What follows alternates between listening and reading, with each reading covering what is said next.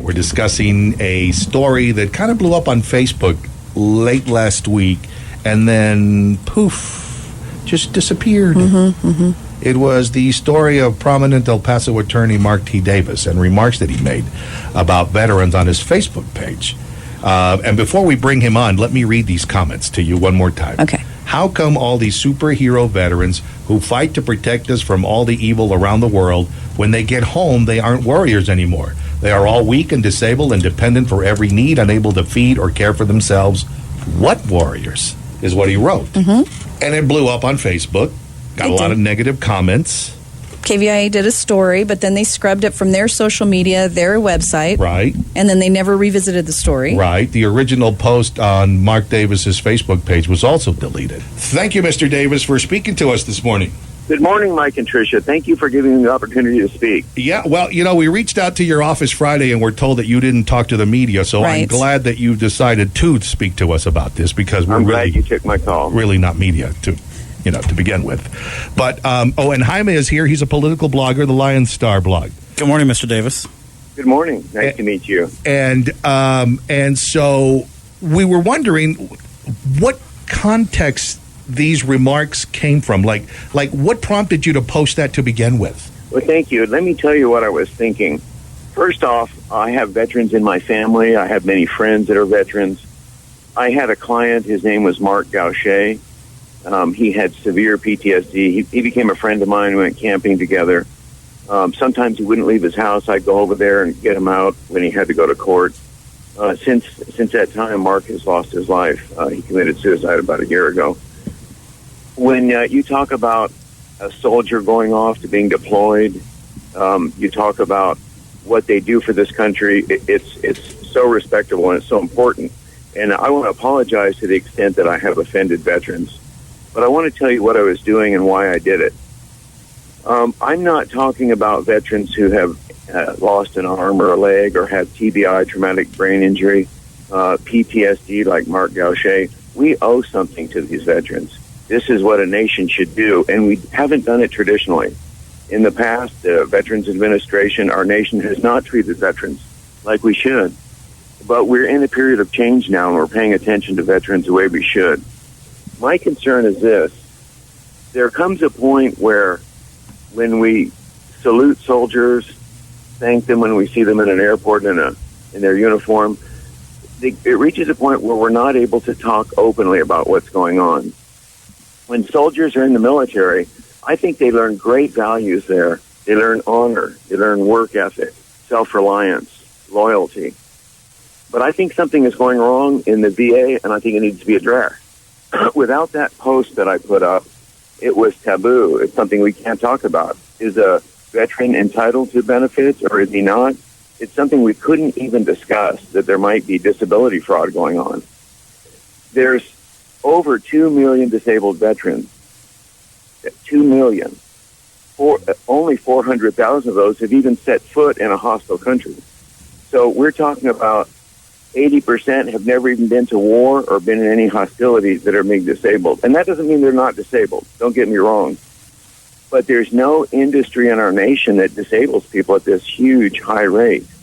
And my concern is, well, that's because there's not very many industries where you get shot at. I'm talking about the 80% who don't go to any hostile country. Mr. Davis, I'm going to stop you real quick. Okay, so I understand all that. I really do. But why would you say they are all weak and disabled and dependent for every need? Well, I just apologize for those that I offended, and I shouldn't have. That comment wasn't meant for the radio or for people at large. But what I wanted to do was open this door so we can be doing what we're doing right now, talking about disability fraud and talking about when the VA over-encourages disability, how it takes away what the soldiers have got from serving in the military. They're losing their work ethic. They're losing their self-reliance. They're losing their honor. Do you have any data to back that up? I mean, I think you're making very hyperbole statements, but I don't know that you actually have data to back up your rhetoric. And I don't think that this conversation is really about whether or not there's fraud going on. This is conversations about a prominent attorney who made very disparaging remarks in a public forum. I mean, you chose to self-publish those statements about veterans. You classified all of them, and I recognize that you apologize, and I can't speak for all veterans, but as this individual veteran, apology accepted.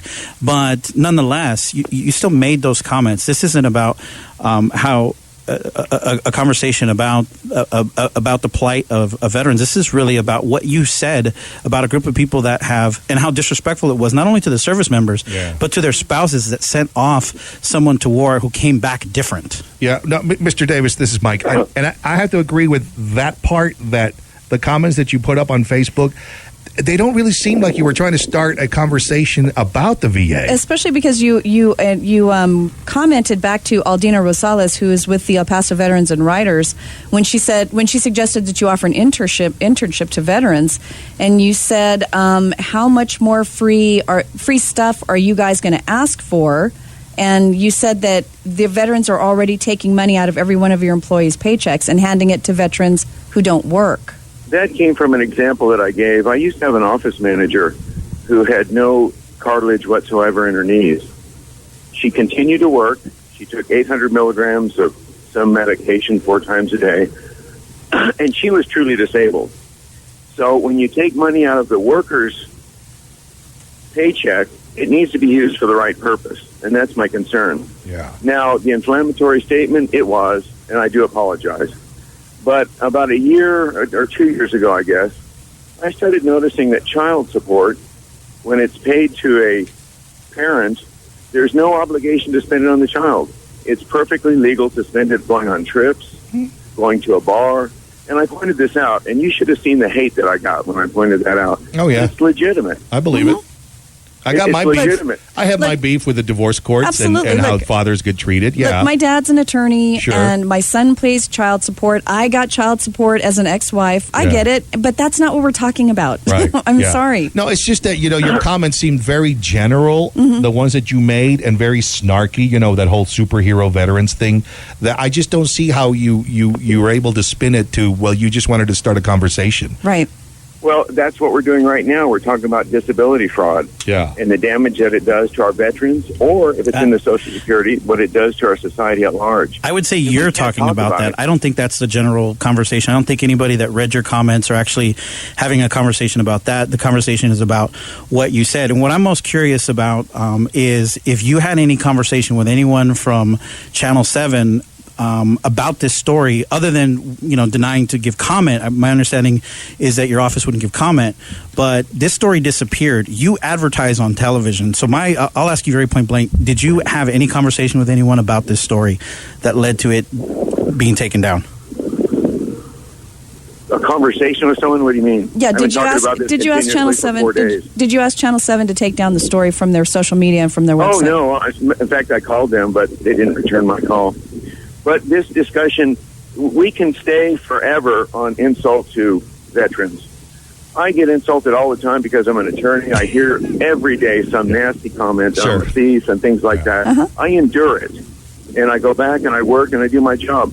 My comment was probably over the top. I get that. But now we're talking about disability fraud that we weren't able to before. No. Because it was taboo to even think that there may be some disability fraud in the Veterans Administration. We couldn't talk about it before. No, I'll give him that. Today. I will give him that. There are some subjects that people don't want to discuss because they come up sounding. I agree 100%. No, That's a spin. Right. That's not what this one was about. Right. But I do agree that there are certain topics, and that is one of them, that people, when you bring it up, you're the bad guy for bringing up even a question, something like that. I'll tell you this, though, Mr. Davis. I had conversations, as I mentioned before, with some friends of mine that were our senior leadership in the military.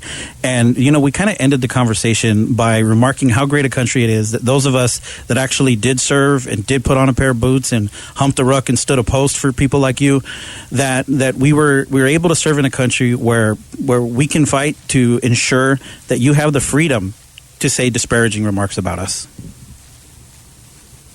And I appreciate what all veterans do. We wouldn't have this wonderful country if it wasn't protected by our armed forces. We appreciate the time that you've taken to explain yourself.